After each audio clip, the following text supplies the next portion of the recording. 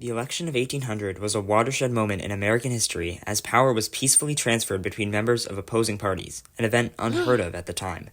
It was even called the Revolution of 1800 because Democratic-Republican Thomas Jefferson became president following Federalist John Adams. However, the story of this election goes even deeper than that. In fact, it was Alexander Hamilton, lifelong enemy of Thomas Jefferson and friend of Aaron Burr, the other major candidate, who decided the result of the election and the course of U.S. history. But how and why? In 1800, presidential candidates didn't have running mates to become their vice presidents. Instead, whichever candidate came in second place became VP. In 1800, there were three candidates: incumbent John Adams, Thomas Jefferson, and Aaron Burr. Adams was extremely unpopular, so the competition was really between Jefferson and Burr. Jefferson had his base of support in the South because of his Francophilia and agricultural policies. Burr was very attractive in the North because he wasn't the elitist Jefferson, and he never really had any plans for policy.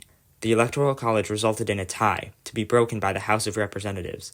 Who did the delegates turn to influence their decision? None other than the disgraced Hamilton, who had fallen out of favor in 1797 because of the Reynolds pamphlet and his criticism of John Adams. Time had passed, and the nation still revered the Federalist Hamilton.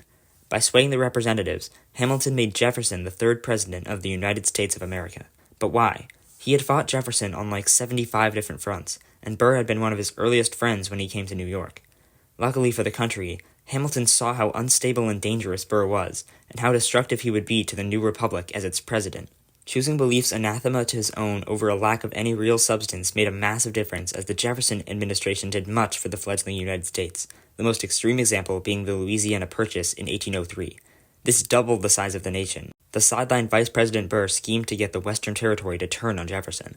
He ultimately killed Hamilton in a duel in 1804, with the election of 1800 being the last straw. He was still vice president when he did it.